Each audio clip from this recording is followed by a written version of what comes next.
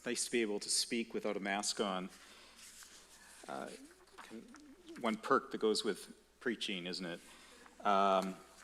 Okay, so yeah, as Micah mentioned, my task today is basically to give a bit of an overview of the book of James. Okay, it's sort of to think of it as kind of to whet your appetite for what will be coming in the subsequent Monday chapels when students deliver messages.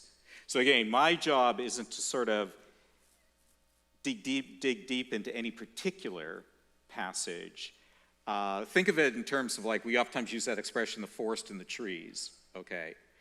What individual students are going to be doing later on is sort of digging deep into a particular trees, kind of giving you a closer view of individual passages. What I'm inviting you to do this morning is just get a look at the entire forest of James. Okay, so that's really what we're about this morning. Okay, let's begin. Oftentimes this is pretty well true of any book of the Bible. It's important to pay attention to how the author begins the book and how they conclude the book, because oftentimes those bookends provide you with very important clues as to what the author is seeking to do, what his main concerns are, as in this case, as James writes this letter to these churches. So let's take a minute or a second to just read the opening statement of the book. So this is what we would call the salutation of the epistle. It's pretty well standard. It's kind of typical in many ways of what you see at the beginning of these New Testament letters. But let's read that. James, a servant of God and of the Lord Jesus Christ, to, here's the recipients now, the 12 tribes in the dispersion or in the diaspora, greetings. Okay, so what I want to do is just take a few minutes to just sort of unpack what this tells us about the author and what this tells us about the recipients, okay? Because again, there's some important clues that are just sort of suggested just in the language here. So if we look at the author, look at the next slide there. The author, and one thing, do you want to move forward to the next, there we go, okay. We refer to this as the book of James, but a characteristic of the English language Bible tradition is that these New Testament characters who are actually called Jacob in the Greek text, we give them the name James, okay? So what you'll find in the New Testament is whenever the patriarch Jacob, think of the patriarchs Abraham, Isaac, Jacob, whenever that Jacob is mentioned, he's referred to as Jacob in English translation. But these other Jacobs, like Jacob the son of Zebedee, one of the 12 disciples, or Jesus himself has a brother named Jacob in the New Testament, those New Testament Jacobs, for whatever reason, get referred to as James. But I'd like you to be aware of that, because it is important to recognize that the way the author is describing himself is he is Jacob, writing to these 12 tribes in the dispersion, okay? Sometimes you'll hear where, the reason maybe why this is part of the English translation, English Bible tradition is because of King James. He authorizes that famous translation back in the early 1600s. But it's important to recognize that if you go back even earlier to William Tyndale's famous translation of 1534, it's James there. So it's not that people are doing this out of deference to King James. It's got more to do with just the way that the name Jacob morphed in a lot of European languages over that 2,000 or over that 1,600 years, you could say, between the time of the New Testament and when we get into the late medieval period. But anyways, the reason why this is important, at least I would see it as important, is that this person Jacob is writing to fellow Christians, but he refers to them as the 12 tribes. And of course, that immediately should bring to mind something. Jacob, the patriarch Jacob, is what? The father of those 12 tribes, right? The 12 sons of Jacob are the ones who become those 12 tribes of Israel. So there's there's an intentionality here in probably his use of that language of the 12 tribes. Because even though he's going to be addressing them primarily as brothers and sisters, he definitely sees, that he's a brother to all of the people he's writing.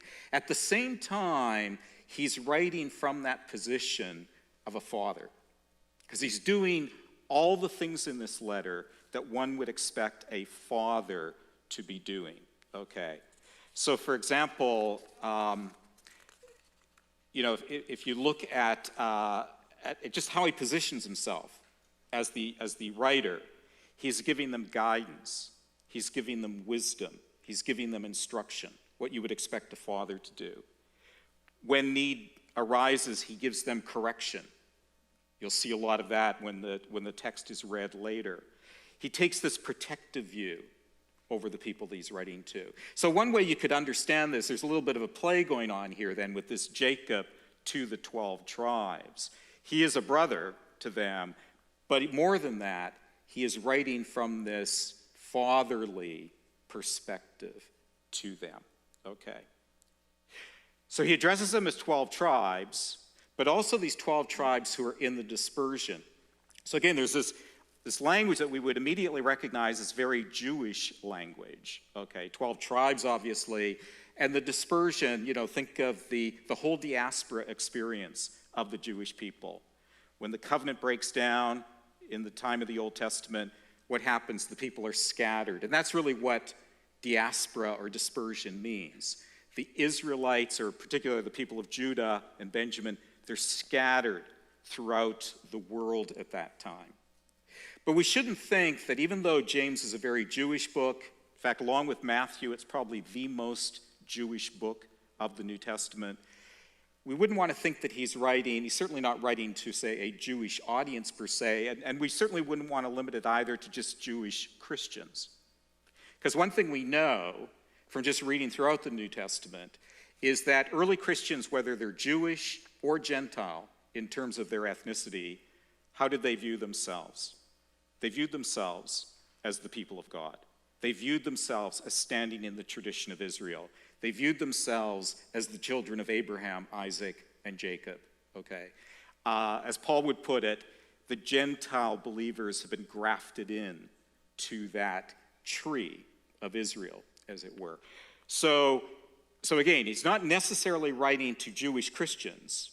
It's probably better to think that he's writing to all the church that, again, is scattered throughout the Roman Empire at this time. It's interesting, if you look at 1 Peter, the salutation of 1 Peter, same language. He's writing to people in the diaspora, and yet it's very clear he's got primarily Gentile believers in mind. So it shows that, again, this Jewish language that's used here doesn't necessarily limit who the audience is that the author has in mind. But he is writing to people who are experiencing what we would call this diaspora experience. And so one way we can think about the book of James, just in terms of its overall theme, it's an epistle for the diaspora experience. And he wants the Christians who are reading this, he wants us, as we read this, to read this from that vantage point, that we are God's people, but we are presently living in a diaspora, okay? And again, this is common throughout the New Testament. Going back to 1 Peter, when he's addressing the Christians he's writing to, they're in the diaspora, and he describes them as what? Aliens, exiles. He uses that political language to describe them. Why? Because even though they've maybe lived in these regions their entire lives, that's where their ancestors had lived for centuries, nonetheless, because they are Christians, what does that mean? Our identity is now not defined by where we happen to live. Our identity is defined by who we follow, who we are in covenant with. Paul's thinking much the same way when he's writing to the Philippian Christians. He reminds them that what? Our citizenship is not here, right? Philippi was a Roman colony, but that's not where their true citizenship is. Their true citizenship is with Christ, right? That's what needs to define their identity. So James is writing to an audience that is very much a minority group living in this larger Roman Empire. And they're experiencing all of those things that go with being part of a diaspora. There's a vulnerability that goes with that. Again, if you're an alien or you're in exile, there's bound to be vulnerability that goes with that. We know that common to the early Christian experience was persecution in the places where they happen to be, right? And James will sort of address that. He realizes that the communities that he's writing to are under a certain amount of pressure as part of that diaspora experience. And so he wants to give them comfort. He wants to give them encouragement to live wisely and well in that type of an environment. But also another danger of the diaspora experience is the risk of compromise. You know, it's interesting. James is writing this in the first century, again, to a Jewish readership.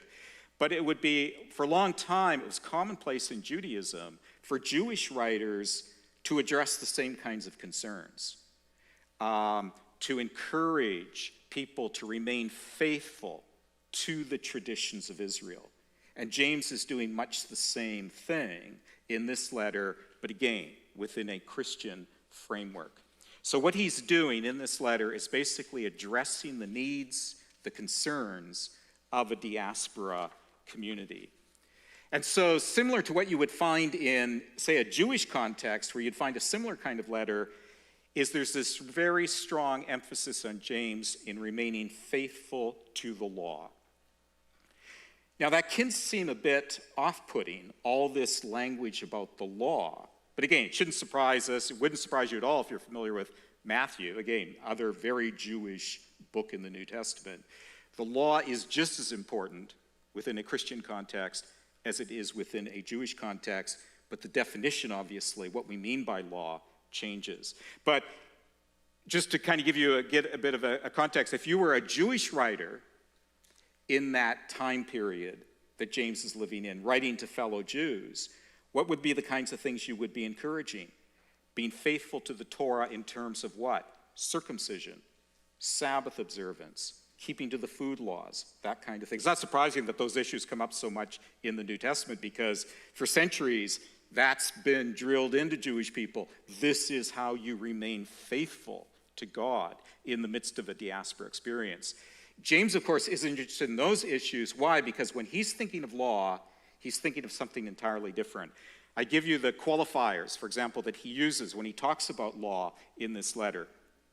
He refers to the perfect law or the complete law.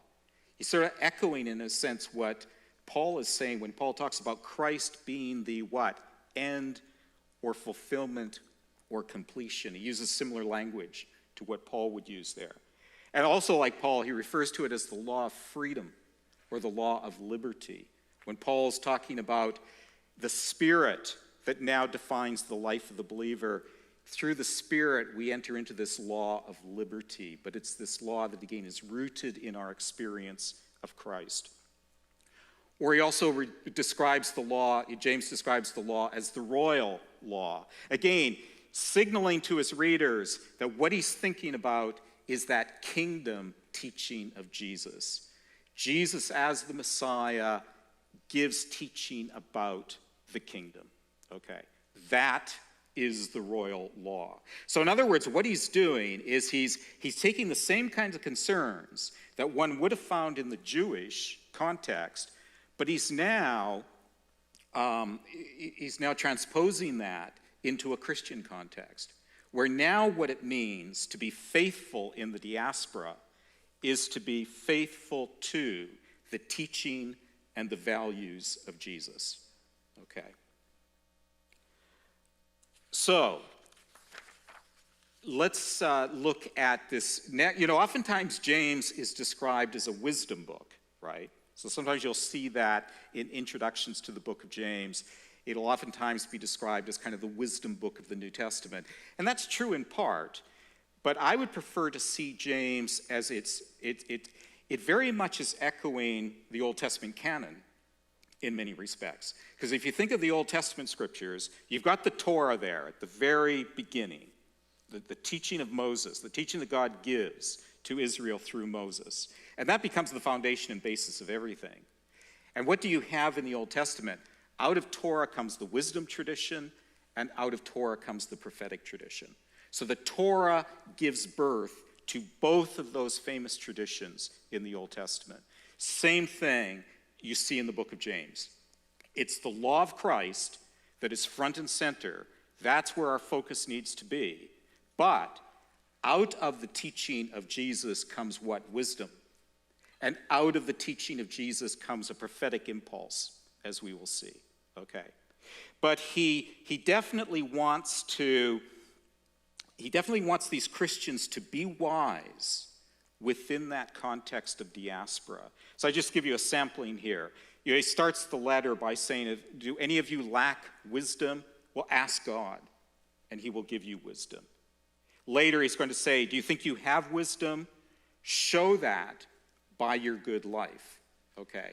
Again, one thing you'll pick up on from the reading is this emphasis on not just being a hearer of the teaching of Jesus, but a doer.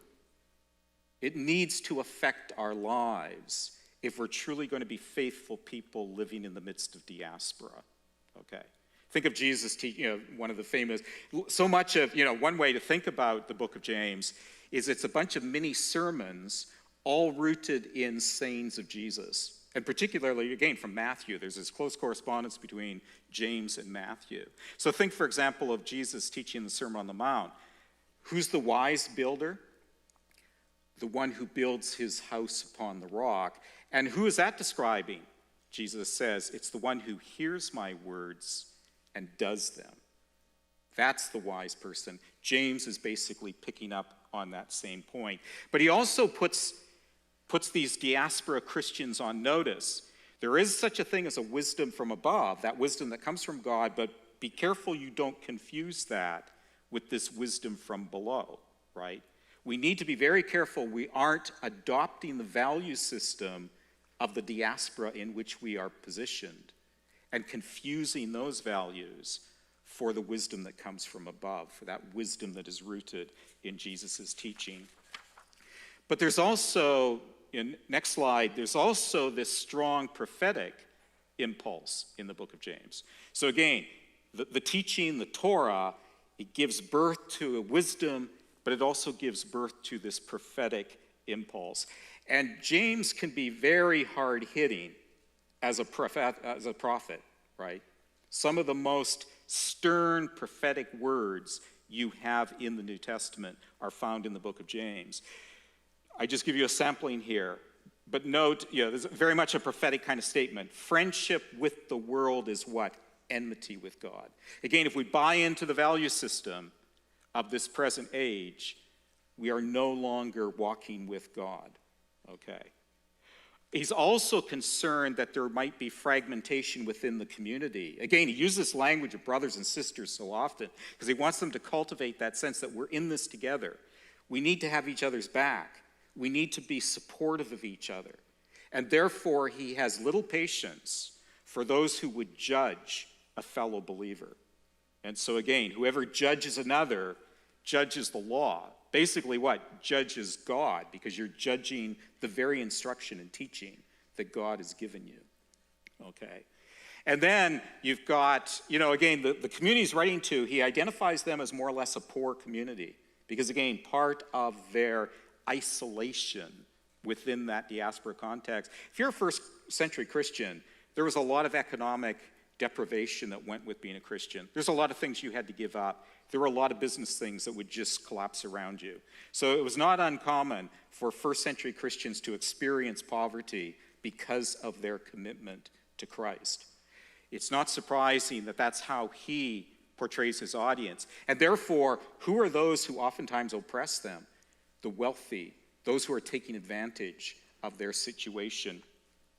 And if you look at chapter 5, which will be read later, weep and wail you rich. I mean, James is as hard-hitting in that passage as what you're ever going to find in a book like Amos or Micah or some of the other prophets when they're in full gear as far as a condemnatory prophetic word that they need to give to others. So there is that prophetic element to James. And this brings us to the closing of the book, because one way we can see where this prophetic aspect of James shows through is in the very way he wants to conclude the letter. And I'll read that to you. My brothers and sisters, if anyone among you wanders from the truth and is brought back by another, you should know that whoever brings back a sinner from wandering will save the sinner's soul and will cover a multitude of sins. Again, the language he's using here is, again, so reminiscent of what you would find in prophetic texts, where Israel at times would stray from covenant. They would stray from the Torah, stray from the wisdom and instruction of the Lord. What's the job of a prophet in that kind of a context? To bring the person back, to bring them back onto the correct path, bring them back into covenant faithfulness. And that's how James chooses to end his letter, on that note, that we all have a responsibility to each other. We have a responsibility for our own lives as disciples of Jesus to make sure that we are walking in faithfulness to Christ. But we also have a responsibility to the brother and sister, because not everybody's going to necessarily navigate this diaspora experience wisely and well. And some are going to be unduly influenced by the pressures around them. It's our job to what? Seek those people out. Do that prophetic role of seeking them out and drawing them back into the fold, as it were. It's interesting, this language of straying, so often in the New Testament used as what the lost sheep, same kind of language is used in the lost sheep parable, for example. There's a tendency of people to stray, to get lost. We have that responsibility to bring people back.